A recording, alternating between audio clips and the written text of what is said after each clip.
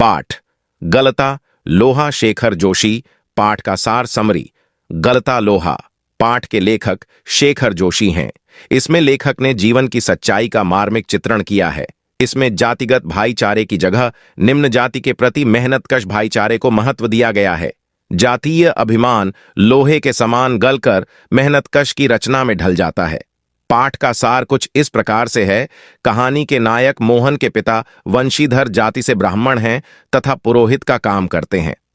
उनका पुत्र मोहन को पुरोहिताई के स्थान पर खेतों में काम करना अच्छा लगता है, इसलिए अपने हंसुए की धार को तेज कराने के लिए बचपन के दोस्त धनराम की दुकान पर गया और एक कनस्तर पर बैठ गया। दोनों बचपन की यादों में खो गए।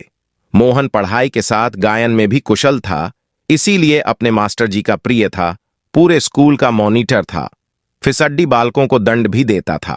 मोहन कुशाग्र बुद्धि का था, पर धनराम फिसड्डी बालक था। अनेक बार मोहन से पिटने पर भी धनराम मोहन से ईर्ष्या नहीं करता था। उसका कारण धनराम की जातिगत हीनता थी। एक ओर मास्टर साहब की पिटाई, दूसरी ओर पिता का काम न सीखने पर पिता की पिटाई।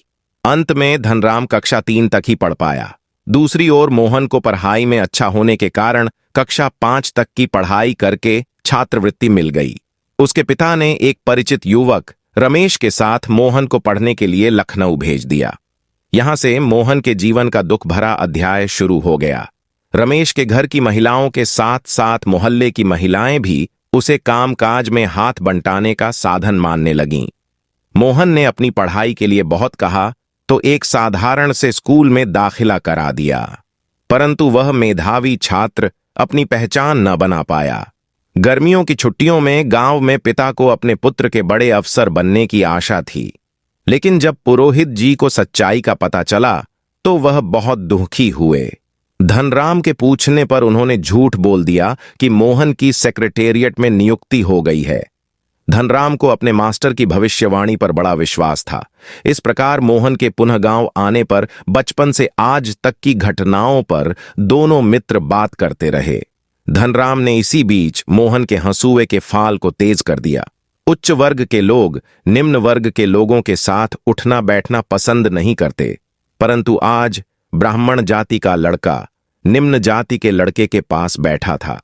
धनराम एक लोहे की छड़ को भट्टी में तपाकर गोल आकार दे रहा था, परंतु ऐसा करने में उसे सफलता नहीं मिल रही थी। इस स्थिति में मोहन ने संकोच त्याग कर धनराम की छड़ को गोल आकार दे दिया। यह सही है कि जब लोहा पिघलता है अर्थात जातीय अभिमान नष्ट होता है तो सच्चे भाईचारे की स्थापना होती है, एक नई रचना जन्म लेती है। इस प्रकार कहानी समाप्त हो जाती है। इस समरी के लेखक हैं अजीत भारती।